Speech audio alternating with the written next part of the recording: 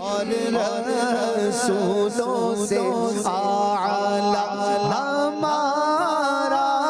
نبی، اور رسولوں سے اعلیٰ ہمارا نبی۔ الحمدللہ رب العالمین والصلاة والسلام علی سید الانبیاء والمرسلین، اما بعد فاعوذ باللہ من الشیطان الرجیم، بسم اللہ الرحمن الرحیم۔ الصلاة والسلام علیک یا رسول اللہ وعلی آلک واصحابک یا حبیب اللہ۔ الصلاة والسلام علیک یا نبی اللہ وعلی آلک واصحابک یا نور اللہ۔ الحمدللہ عز و جل سلسلہ اور رسولوں سے اعلیٰ ہمارا نبی میں ہم امام عز الدین ابن عبدالسلام رحمۃ اللہ تعالیٰ علیہ کی مبارک کتاب بدایۃ الصول فی تفضیل الرسول کا درس سننے کی سعادت حاصل کر رہے ہیں، اور یہ کتاب ہمارے آقا و مولا محمد مصطفیٰ صلی اللہ تعالیٰ علیہ وآلہ وسلم کی ذات گرامی کے افضل الخلق یعنی تمام مخلوق میں سب سے اعلیٰ اور سب سے بلند مرتبہ ہونے والی جو ذات ہے،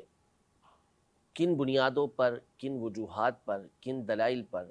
آپ علیہ السلام کو اللہ پاک نے تمام مخلوق پر فضیلت دی ہے، اس کتاب میں ان باتوں کو بیان کیا گیا ہے۔ بحمد اللہ تعالیٰ بکثرت باتیں اس میں سے ہم نے سننے کی سعادت حاصل کی ہے۔ آج کی جو گفتگو کی ہے امام عز الدین ابن عبدالسلام رحمۃ اللہ تعالیٰ علیہ نے، جو ہم نے آج سننی ہے، وہ نبی پاک صلی اللہ تعالیٰ علیہ وآلہ وسلم کو عطا کی گئی کتاب یعنی قرآن مجید فرقان حمید کی اہمیت کے حوالے سے ہے۔ چند باتیں قرآن مجید فرقان حمید کی پہلے بھی بیان کی کہ اللہ پاک نے قرآن پاک حضور پاک صلی اللہ علیہ وسلم کو ایسا معجزہ عطا کیا کہ جو قیامت تک باقی رہے گا، اور باتیں بھی بیان کی گئیں۔ اب جو گفتگو ہے وہ اس حوالے سے ہے کہ پچھلی جتنی بھی کتابیں نازل ہوئیں، چاہے توریت ہو، چاہے انجیل ہو، چاہے زبور ہو، وہ ساری کی ساری تھیں کتاب اللہ کا کلام ہے، اور حق اور صداقت اور نور اور ہدایت کے اوپر مبنی تھا، لیکن ان کے ماننے والوں نے اپنی ان کتابوں کے اندر تبدیلی کر دی، جو ان کی طبیعت کے خلاف، ان کی عیاشیوں کے خلاف، یا ان کے کسی بھی معاملے کے ایسے معاملے کے خلاف ہوتا کہ جو ان کی خواہش نہیں چاہتی تھی، تو ان لوگوں نے اس مقام پہ اس کو تبدیل کر دیا، اور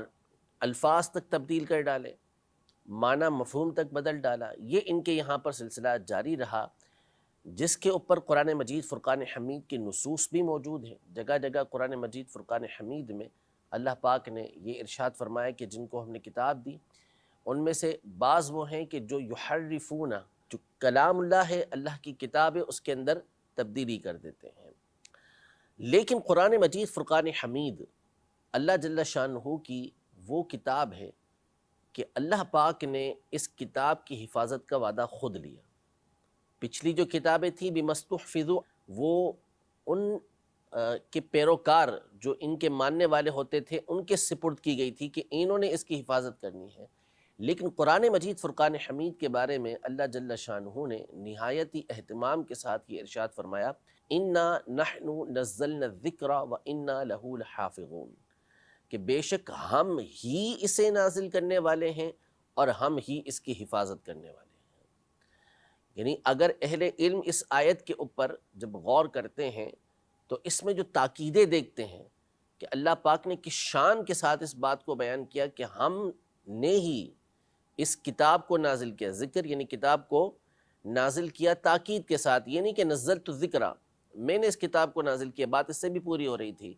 وَإِنِّي حَفِيظٌ عَلَيْهِ، میں اس کی حفاظت کرنے والا ہوں، اتنا بھی کافی تھا، لیکن اللہ پاک نے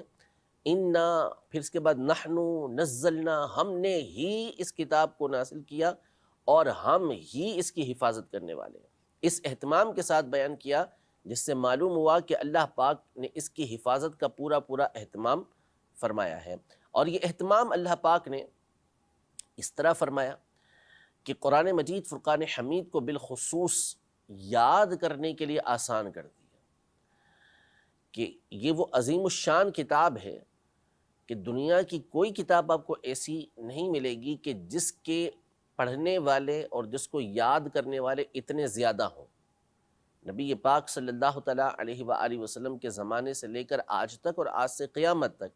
کوئی کتاب ایسی نہیں ہوگی کہ جس کو یاد کرنے والے آپ کو اتنے زیادہ ملے، نمبر ایک۔ نمبر دو، حرف بحرف ایک ایک حرف کو صحیح طریقے سے یاد کرنا، کہ جس کے اندر تبدیلی نہ آئے، معنی کی تبدیلی تو دور کی بات ہے، حرف کی تبدیلی بھی نہ آئے، ایسی آپ کو دنیا میں کوئی کتاب نہیں ملے گی۔ بڑی بڑی کتابیں یاد کر لی جاتی ہیں، بعض اوقات چھوٹی کتابیں یاد کر لی جاتی ہیں، لیکن بندہ جب اس کو دہرانے لگتا ہے تو پھر اس کے اندر کہیں نہ کہیں کچھ نہ کچھ اس سے تبدیلی ہو جاتی ہے۔ لیکن قرآن مجید فرقان حمید ایک 7 سال کا بچہ جو حافظ ہوگا وہ ویسے ہی پڑھے گا جیسا کہ 60 سال کا بزرگ جس نے عرصہ دراز سے یاد کیا ہوا وہ ویسے پڑھے گا۔ تو یوں اللہ پاک نے اس قرآن مجید فرقان حمید کو یاد کرنا اس امت کے لیے آسان کر دیا۔ حالانکہ جو پچھلی امتیں تھیں ان میں ان کی جو کتابیں ہوتی تھیں وہ صرف اور صرف ان کے انبیاء کرام علیہ السلام کو یاد ہوتی تھی، وہ کسی اور کو یاد نہیں ہوتی تھی۔ تو اس امت کا ایک چھوٹا بچہ بھی قرآن پاک کو یاد کر لیتا ہے۔ پھر اس کے بعد دوسرا اس کا اہتمام کتابت قرآن کے ذریعے ہوا، کہ اللہ جل شانہ نے صحابہ کرام علیہم رضوان کو اس بات کا الہام کیا، اور اس بات پر صحابہ کرام علیہم رضوان نے پھر اہتمام کیا کہ قرآن مجید فرقان حمید کو لکھ کر بھی محفوظ کیا جائے۔ حفاظ تو تھے ہی جو یاد کرتے تھے، آگے یاد کرواتے تھے، لیکن سیدنا ابوبکر صدیق رضی اللہ تعالیٰ عنہ کے دور میں جب جنگ یمامہ کے اندر حفاظ صحابہ کرام علیہم رضوان کی ایک بہت بڑی تعداد شہید ہو گئی، تو سیدنا عمر رضی اللہ تعالیٰ عنہ نے بارگاہ صدیقیت میں آ کے عرض کی کہ اگر اسی طرح حفاظ شہید ہوتے رہے تو قرآن کی حفاظت کا کیا ہوگا، لہذا آپ قرآن کو ایک جگہ پر جمع کر لیں۔ تو سیدنا صدیق اکبر رضی اللہ تعالیٰ عنہ نے فرمایا کہ جو کام رسول پاک صلی اللہ علیہ وسلم نے نہیں کیا وہ میں کیسے کر سکتا ہوں؟ تو اس پر سیدنا عمر رضی اللہ تعالیٰ عنہ نے عرض کی کہ واقعی ایسا ہے کہ یہ کام رسول پاک صلی اللہ علیہ وسلم نے نہیں کیا، لیکن اللہ کی قسم یہ بہتر ہے۔ یہاں تک کہ گفتگو ہوتی رہی اور سیدنا صدیق اکبر رضی اللہ تعالیٰ عنہ بھی اس بات کے قائل ہوئے کہ واقعی قرآن کو ایک جگہ جمع کر لینا چاہیے۔ پھر انہوں نے حضرت سیدنا زید بن ثابت رضی اللہ تعالیٰ عنہ کو بلایا اور انہیں اس بات کا مکلف کیا اور ان کو مقرر کیا کہ وہ قرآن مجید فرقان حمید کو حفاظ کی ایک ٹیم کے ساتھ جمع کریں گے۔ انہوں نے بھی یہی عرض کی کہ جو کام رسول پاک صلی اللہ علیہ وسلم نے نہیں کیا وہ آپ دونوں حضرات کیسے کریں گے؟ تو دونوں کا مشترکہ جواب یہ تھا کہ ہاں واقعی نبی پاک صلی اللہ علیہ وسلم نے یہ کام نہیں کیا، لیکن اللہ کی قسم یہ خیر ہے، اللہ کی قسم یہ خیر ہے۔ پھر اس کے بعد انہوں نے اس کی ذمہ داری لی اور یوں قرآن مجید فرقان حمید ایک جگہ پر جمع ہونا شروع ہوا، جو سیدنا عثمان غنی رضی اللہ تعالیٰ عنہ کے دور خلافت کے اندر مکمل ایک جگہ پر جمع کر لیا گیا۔ اس کی پوری ایک ترتیب ہے کہ کس انداز میں سیدنا صدیق اکبر رضی اللہ تعالیٰ عنہ نے جمع کیا اور کس انداز میں سیدنا عثمان غنی رضی اللہ تعالیٰ عنہ نے جمع کیا، وہ ہمارا موضوع نہیں، لیکن یہ کہ قرآن مجید فرقان حمید یہ کتابت کے ذریعے، لکھنے کے ذریعے بھی اس کو محفوظ کر لیا گیا۔ اب ساری دنیا کے اندر قرآن مجید فرقان حمید دیکھ لیں کہ یکساں چھپا ہوا ہوتا ہے، کوئی اس کے اندر تبدیلی نہیں ہوتی، جو خط ہے اسی انداز میں وہ چھپا ہوا ہوگا۔ اگر کوئی زبر زیر اوپر نیچے ہو جائے، کوئی با کی جگہ تا ہو جائے، تا کی جگہ سا ہو جائے، جیم کی جگہ ہا اور ہا کی جگہ خا ہو جائے، تو ممکن نہیں کہ ایسا ہو جائے۔ جیسے ہی کوئی پڑھتا ہوا وہاں پر پہنچے گا حافظ قرآن تو فوری طور پر تنبیہ کرے گا کہ اس مقام پہ یہ جیم ہے، یہاں پر ہا نہیں ہے، یہاں پر تا ہے، یہاں پر سا نہیں ہے، یہ وضاحت وہ کر دے گا۔ تو یوں اللہ پاک نے اسی طرح اگر کوئی حافظ بھولتا ہے، کوئی حافظ بھولتا ہے تو اب دوسرا حافظ اس کو تنبیہ کرے گا کہ نہیں یہاں پر یہ لفظ ہے، یہاں پر یہ حرف ہے، تو ان کا مرجع کیا ہوگا؟ وہ لکھا ہوا قرآن پاک۔ اب قرآن پاک پہ لکھا ہوا دیکھا جائے گا تو ایک حافظ کے بالکل وہ موافق ہوگا۔ تو یوں کتابت کے ذریعے اور حفظ کے ذریعے اللہ پاک نے اس قرآن مجید فرقان حمید کی حفاظت کا اہتمام فرمایا اور 1400 سال گزرنے کے باوجود اس کے اندر ایک حرف کی بھی تبدیلی نہیں آ سکی، اس لیے کہ اللہ جل شانہ نے اس کی حفاظت اپنے ذمے لی ہے۔ مزید ایک مقام پر اللہ پاک نے سورہ حامیم السجدہ میں یہ ارشاد فرمایا کہ لا یأتیہ الباطل من بین یدیہ ولا من خلفہ، کہ قرآن مجید فرقان حمید وہ ہے کہ جس کے نہ آگے سے کوئی باطل داخل ہو سکتا ہے نہ پیچھے سے داخل ہو سکتا ہے۔ یہ عظمت والی، غلبے والی کتاب ہے۔ یعنی جس طرح اس کے الفاظ کی اللہ جل شانہ نے حفاظت کی ہے کہ الفاظ کے اندر کسی طرح کی کوئی تبدیلی نہیں آتی، تو اگر کوئی معنوی طور پر اس کے اندر تحریف کرنا چاہے، اس کے معنی کے اندر تبدیلی کرنا چاہے، تو اللہ جل شانہ نے اس امت کے اندر ایسے افراد کو رکھا ہے کہ جب وہ اس کے اندر کوئی معنوی تبدیلی کرنا چاہتے ہیں تو وہ فوری طور پر اس پہ تنبیہ کرتے ہیں کہ قرآن مجید فرقان حمید کی اس آیت کا معنی یہ نہیں ہے۔ مثلا خاتم النبیین، اس کا معنی تبدیل کرنے کی کوشش کی گئی اور وہ معنی بیان کیا گیا کہ جو مقصود ہی نہیں تھا، تو علماء نے اس پر پوری کتابیں لکھی اور واضح کیا کہ خاتم النبیین کا معنی جو ہے وہ نبی پاک صلی اللہ علیہ وسلم کے زمانے سے لے کر اب تک اور اب سے لے کر قیامت تک جو مسلمانوں نے بیان کیا ہے، جو عربی لغت کا معنی ہے، جو احادیث طیبہ سے ثابت ہے، وہ یہی ہے کہ نبی پاک صلی اللہ تعالیٰ علیہ وآلہ وسلم اللہ کے سب سے آخری نبی ہیں، اور ایسے آخری نبی کہ آپ کے نہ دور کے اندر کوئی دوسرا نبی ہو سکتا ہے اور نہ آپ کے بعد کوئی نیا نبی آئے گا۔ جو بھی ہے نبی پاک صلی اللہ تعالیٰ علیہ وسلم پر نبوت کا دروازہ بند ہو چکا، اب کسی کو نبوت نہیں ملے گی، نبوت حضور پاک صلی اللہ علیہ وسلم پر ختم ہو چکی۔ تو اگر کسی نے معنوی اعتبار سے بھی اس کے اندر تحریف کرنے کی کوشش کی، اس کے معنی کو غلط بیان کرنے کی کوشش کی، تو وہاں بھی علماء نے اس کی حفاظت کا اہتمام کیا۔ اسی بات کو بیان کرتے ہیں وَمِنْهَا حِفْظُ کِتَابِهِ، کہ نبی پاک صلی اللہ علیہ وسلم کے افضل الخلق ہونے کے حوالے سے، تمام مخلوق میں افضل ہونے کے حوالے سے جو وجوہات ہیں، ان میں سے ایک یہ ہے کہ اللہ پاک نے ان کی کتاب کی حفاظت فرمائی۔ فَلَوِ اجْتَمَعَ الْأَوَّلُونَ وَالْآخِرُونَ عَلَىٰ أَن يَزِيدُوا فِيهِ كَلِمَةً أَوْ يُنْقِصُوا مِنْهُ كَلِمَةً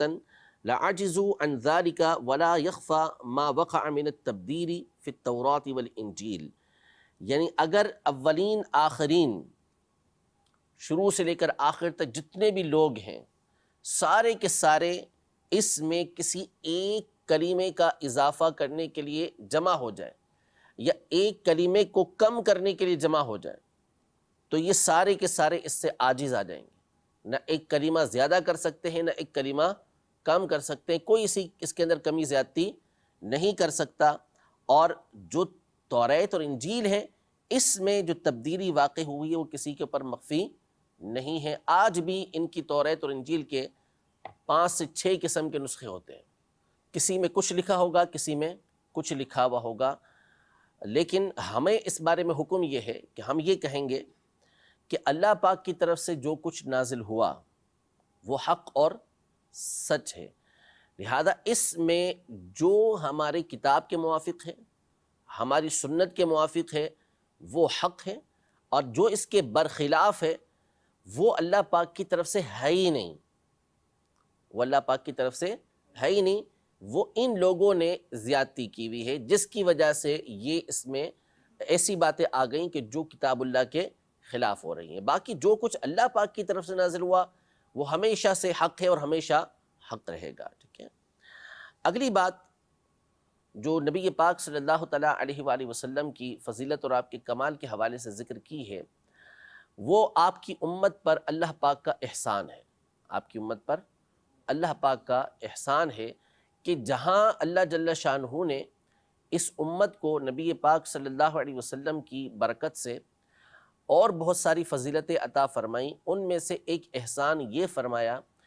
کہ ہم جو گناہ کرتے ہیں اللہ پاک اس کے اوپر پردہ رکھتا ہے، اللہ پاک اس پر پردہ رکھتا ہے۔ ورنہ پچھلی امتوں میں یہ ہوتا تھا کہ اگر کوئی شخص گناہ کرتا تو دوسرے دن صبح اس کے گھر کے دروازے پر اس کا گناہ لکھا ہوا ہوتا تھا کہ فلاں شخص نے یہ گناہ کیا ہے، لیکن نبی پاک صلی اللہ تعالیٰ علیہ وآلہ وسلم کے صدقے میں ہم اس رسوائی سے محفوظ ہیں، ہمیں یہ اس انداز میں رسوا نہیں کیا گیا۔ تو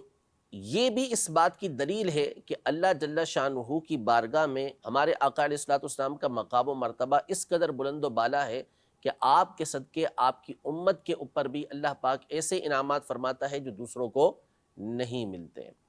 حتیٰ کہ ایک حدیث پاک میں بڑی خوبصورت بات نبی پاک صلی اللہ تعالیٰ علیہ وسلم نے ارشاد فرمائی، غور کرنے والی بات ہے کہ ایک حدیث پاک میں تو یہ ارشاد فرمایا کہ چند چیزیں ذکر کی اور فرمایا کہ ان میں سے اگر کسی نے کسی کا ارتکاب کیا، یعنی یہ گناہ کسی نے کیا، مختلف گناہ ذکر کیے اور فرمایا کہ ان میں سے اگر کسی نے کوئی گناہ کیا، پھر اس کے بعد دنیا میں اگر اس کو ان گناہوں میں سے کوئی سزا پہنچی، یعنی اسے حد لگی، کوئی بھی گناہ کیا اس کی حد لگی، تو فہو کفارۃ اللہ، یہ جو حد لگنا ہے، چونکہ بندہ اس کے ساتھ توبہ کر لیتا ہے تو یہ حد اس کے لیے کیا بن جائے گی؟ توبہ کے ساتھ کفارہ بن جائے گی۔ اور اگر کسی شخص نے ان گناہوں کا ارتکاب کیا تو اللہ جل شانہ نے اس کا پردہ رکھا۔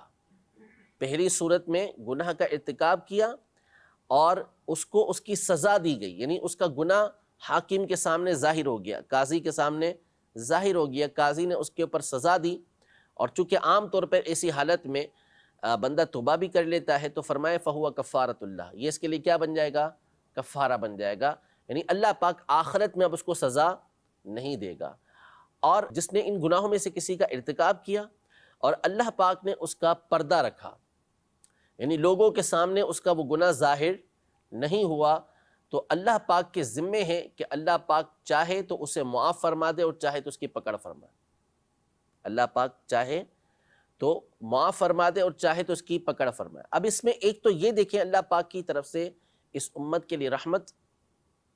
کہ پہلے جب سزا مل گئی تو وہ کریم ایسا ہے کہ دوبارہ آخرت کے اندر سزا نہیں دے گا، دوبارہ سزا نہیں دیتا، فرمایا فہو کفارۃ اللہ، یہ اس کے لیے کیا ہو گیا؟ کفارہ ہو گیا۔ اور دنیا میں سزا نہیں ملی تو اب تقابل کا تقاضا کیا تھا کہ آخرت میں سزا ملے، لیکن فرمایا کیا کہ یہ اللہ پاک کے ذمے پر ہے، فہو الی اللہ، وہ اس کا معاملہ اللہ پاک کے ذمے پر ہے، ان شاء عاقبہ و ان شاء عفا عنہ، اگر چاہے تو اس کو سزا دے اور چاہے تو اس کو معاف فرما دے۔ حالانکہ ہونا یہ چاہیے تھا کہ قیامت میں سزا دے جب ان چیزوں کا اس نے ارتکاب کیا، لیکن اس کی رحمت ہے۔ اور ایک دوسری حدیث پاک میں یہ ارشاد فرمایا کہ اللہ پاک کی کسی نے نافرمانی کی، کسی نے گناہ کیا، دنیا میں اللہ پاک نے اس کی پکڑ فرمائی، تو اللہ پاک اس سے بلند و بالا ہے کہ ایک گناہ کے اوپر وہ آخرت میں دوبارہ اس کو سزا دے۔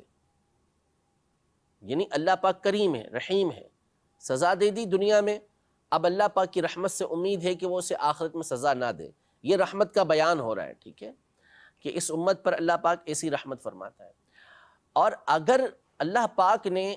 اس کے گناہ پر اس کی پکڑ نہیں فرمائی بلکہ اس کا پردہ رکھا، اس کا پردہ رکھا، تو اب اللہ پاک کریم ہے کہ جس کا دنیا میں اس نے پردہ رکھا، دنیا میں معاف کیا، تو وہ آخرت میں اس کی پکڑ نہیں فرمائے گا۔ یہ رحمت اور اللہ پاک کی اس امت کے اوپر عنایتوں کا بیان ہو رہا ہے۔ نعوذ باللہ، اس کا مطلب یہ نہیں ہے کہ بندہ جری ہو جائے، بے باک ہو جائے، کیونکہ رحمت کا مطلب یہ ہوتا ہے کہ بندہ اس ہستی کی فرما برداری کرے جو اس کے اوپر رحمت کر رہی ہے۔ رحمت کا مطلب جری ہونا، بے باک ہونا یہ نہیں ہوتا۔ تو اللہ جل شانہ نے نبی پاک صلی اللہ تعالیٰ علیہ وسلم کی جو اس کی بارگاہ میں قدر و منزلت ہے، اللہ پاک کی بارگاہ میں جو نبی پاک صلی اللہ علیہ وسلم کا مقام و مرتبہ ہے، اس کا صدقہ اس امت کو اس طرح بھی عطا فرمایا کہ ہمارے گناہوں کو اللہ پاک اس طرح ظاہر نہیں فرماتا جس طرح پچھلی امتوں کے ظاہر ہو جائے کرتے تھے۔ اور یہ بھی نبی پاک صلی اللہ علیہ وسلم کے تمام انبیاء کرام علیہ السلام سے افضل ہونے کی ایک دلیل ہے۔ چنانچہ ارشاد فرماتے ہیں وَمِنْهَا أَنَّ اللَّهَ عَزَّ وَجَلَّ سَتَرَ عَلَى مَنْ لَمْ يَتَقَبَّلْ عَمَلَهُ مِنْ أُمَّتِهِ صلی اللہ علیہ وسلم، اور انہی وجوہات میں سے یہ ہے کہ اللہ عز و جل اس امت پر پردہ رکھتا ہے اس شخص کے اوپر کہ جس کے عمل کو آپ صلی اللہ علیہ وسلم کی امت میں سے قبول نہیں کرتا. جس کے عمل کو اللہ پاک قبول نہیں کرتا اس کے اوپر کیا رکھتا ہے؟ پردہ رکھتا ہے. اچھا، اب پچھلی امتوں میں ایک کام یہ ہوتا تھا جو مشہور و معروف ہے. ہم نے بھی کوئی نیک کام کیا، کام کرنے کی سعادت ملی، اللہ پاک کی بارگاہ میں کوئی نظر پیش کی، صدقہ کیا اللہ کی راہ کے اندر. تو پچھلی امتوں کے اندر نظر کا طریقہ کار یہ ہوتا تھا کہ وہ کوئی چیز اللہ کی راہ کے اندر پیش کرتے تو کسی میدان کے اندر، کسی پہاڑ کے اندر رکھ دیتے تھے، تو آسمان سے آگ آتی اور اسے کھا لیتی تھی. تو اس کا مطلب ہوتا تھا کہ وہ قبول ہو گیا، ورنہ پھر وہ قبول نہیں ہوتا تھا. جیسا کہ حضرت سیدنا آدم علیہ نبینا و علیہ السلام کے دونوں بیٹوں کے حوالے سے قرآن مجید فرقان حمید کے اندر موجود ہے کہ ایک سے اللہ پاک نے قبول فرمایا، دوسرے سے قبول نہیں فرمایا. تو اس کے قبول کرنے کا طریقہ کار یہی تھا کہ آگ آئی اور اسے کھا لیا. جو حضرت حابل کا قبول ہوا وہ اسی انداز میں قبول ہوا، تو قابل کا قبول نہیں ہوا تھا. تو اللہ پاک نے ہمارے لیے ایسا نہیں رکھا. اگر ایسا ہوتا کہ ہم بھی قربانی کرتے اور قربانی قبول اسی صورت میں ہوتی کہ آسمان سے آگ ہو کر آتی اور پھر اس کو اچک لیتی تو وہ قبول ہوتی، ورنہ قبول نہ ہوتی. تو پھر کیا نتیجہ نکلتا کہ یہ جو بڑے بڑے جانور قربان کیے گئے، اگر ان میں اخلاص نہ ہوتا تو سب کے سامنے کیا ہو جاتے؟ رسوا ہو جاتے. لیکن اللہ پاک نے اس پر پردہ رکھا. فرماتے ہیں کہ وَكَانَ مَنْ قَبْلَهُمْ يُقَرِّبُونَ الْقَرَابِينَ فَتَأْكُلُ النَّارُ مَا تُقُبِّلَ مِنْهَا وَتَدَعُ مَا لَمْ يُتَقَبَّلْ. یعنی پچھلی امتوں میں افراد یہ اپنی قربانی کی چیزیں پیش کیا کرتے تھے تو آگ ان میں سے ان چیزوں کو کھا لیا کرتی تھی جس کو قبول کر لیا جاتا، اور جس کو قبول نہ کیا جاتا اس کو چھوڑ دیتی. تو اس قربانی کرنے والا، وہ نظر پیش کرنے والا رسوا ہو جایا کرتا تھا. فرماتے ہیں کہ اس کی وجہ کیا ہے، کیوں اس امت کو یہ فضیلت حاصل ہوئی، کیوں یہ عنایتیں حاصل ہوئیں. فرماتے ہیں وَلِمِثْلِ ذَلِكَ قَالَ اللَّهُ تَعَالَى وَمَا أَرْسَلْنَاكَ إِلَّا رَحْمَةً لِلْعَالَمِينَ. وجہ یہ ہے کہ اللہ پاک نے نبی پاک صلی اللہ علیہ وسلم کو رحمۃ للعالمین بنا کر بھیجا. جب آپ تشریف لے آئے تو اب آپ کی امت اس طرح رسوا نہیں ہوگی. آپ کی رحمت کا تقاضا یہ ہے کہ آپ کی امت کے اس طرح کے اعمال کے اوپر پردہ رکھا جائے. ایک تو ان کے گناہ بھی ظاہر نہ ہو، دوسرا یہ کہ جو نیکیاں کریں وہ قبول ہوئیں یا نہیں ہوئیں اس پر پردہ رکھا جائے. نبی پاک صلی اللہ تعالیٰ علیہ وآلہ وسلم فرماتے ہیں وقال صلی اللہ علیہ وسلم انما انا رحمت مہدات، کہ میں اللہ تبارک و تعالیٰ کی طرف سے تمہارے لیے ایک ہدیہ کی گئی رحمت ہوں، ہدیہ کی گئی رحمت ہوں. یعنی نبی پاک صلی اللہ تعالیٰ علیہ وآلہ وسلم اللہ جل شانہ کی طرف سے اس امت کی طرف جو بھیجے گئے ہیں، تو آپ صلی اللہ تعالیٰ علیہ وآلہ وسلم کا بھیجا جانا یہ اللہ پاک کی طرف سے رحمت ہے. اس پر تفصیل کے ساتھ گفتگو ہماری پیچھے ہو چکی ہے. ایک حدیث مبارکہ اس حوالے سے یہ ہے کہ صحیح مسلم شریف کی حدیث پاک ہے. نبی پاک صلی اللہ تعالیٰ علیہ وآلہ وسلم ارشاد فرماتے ہیں کہ جب اللہ پاک کسی امت کے ساتھ بھلائی کا ارادہ فرماتا ہے تو اس کے نبی علیہ السلام کو اس امت سے پہلے وفات دیتا ہے، دنیا سے ان سے پہلے چلے جائیں گے. کیا ہوگا؟ یعنی ابھی حدیث پاک کا حصہ نہیں ہے، اس کی شرح علماء نے یہ کی ہے کہ وہ جاتے ہیں اور اپنی آنے والی امت کے لیے آگے تیاری کرتے ہیں، ان کے لیے رحمت کے اسباب بناتے ہیں، ان کے لیے رحمت کا سامان بناتے ہیں. اور جب اللہ پاک کسی امت کے ساتھ عذاب دینے کا ارادہ کرتا ہے، خیر کا ارادہ نہیں فرماتا، تو اس امت کو اس نبی علیہ السلام سے پہلے موت دیتا ہے. نبی علیہ السلام کی وفات یہ مؤخر ہو جاتی ہے، بعد میں ہوتی ہے، امت پہلے جاتی ہے. کیوں؟ اس طرح کہ وہ جو امت ہوتی ہے وہ اس نبی علیہ السلام کو جھٹلاتی ہے، اور اللہ پاک اس امت کو عذاب دے کے اس نبی علیہ السلام کی آنکھوں کو ٹھنڈا کرتا ہے کہ دیکھیں انہوں نے آپ کو جھٹلایا، اللہ پاک کی توحید پر ایمان لے کر نہیں آئے، آپ کی رسالت پر ایمان لے کر نہیں آئے، نتیجہ یہ نکلا کہ اللہ پاک نے ان تمام کو تباہ کر دیا. تو نبی پاک صلی اللہ تعالیٰ علیہ وآلہ وسلم کی امت کے چند افراد کے علاوہ باقی ساری کی ساری امت آپ علیہ السلام کے بعد ہی دنیا سے رخصت ہوگی۔ حضور پاک صلی اللہ تعالیٰ علیہ وآلہ وسلم پہلے تشریف لے گئے اور پھر بعد میں آپ کی امت جائے گی۔ اسی لیے فرمایا کہ انا فرط لکم، میں تمہارے لیے آگے جا کر بندوبست کرنے والا ہوں، تمہارے لیے اہتمام کرنے والا ہوں۔ اور اسی کو ایک اور حدیث پاک میں یہ فرمایا کہ حیاتی خیر لکم و مماتی خیر لکم، میری زندگی تمہارے لیے بہتر ہے اور میری دنیا سے رخصت ہو جانا وہ بھی تمہارے لیے بہتر ہے۔ دنیا کی زندگی اس لیے کہ تم سوالات کرتے ہو، مسائل پیش کرتے ہو، میں اس کا جواب دیتا ہوں، اور جب دنیا سے رخصت ہو جاؤں گا تو تمہارے اعمال مجھ پر پیش کیے جائیں گے۔ اگر وہ اعمال اچھے ہوں گے اس پر اللہ کی حمد کروں گا، اور اگر ان کے اندر شر ہوگی تو اللہ پاک سے استغفار کروں گا۔ یعنی ہر طرح سے اللہ پاک نے نبی پاک صلی اللہ تعالیٰ علیہ وآلہ وسلم کی ذات گرامی کو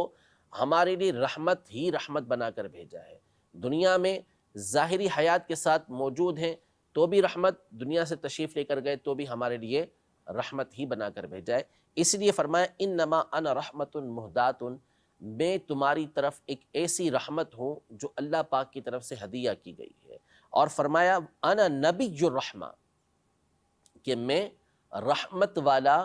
نبی ہوں، یعنی سراپا رحمت اللہ پاک نے آپ کی ذات کو بنا کر بھیجا۔ اللہ جل شانہ ہم سب کو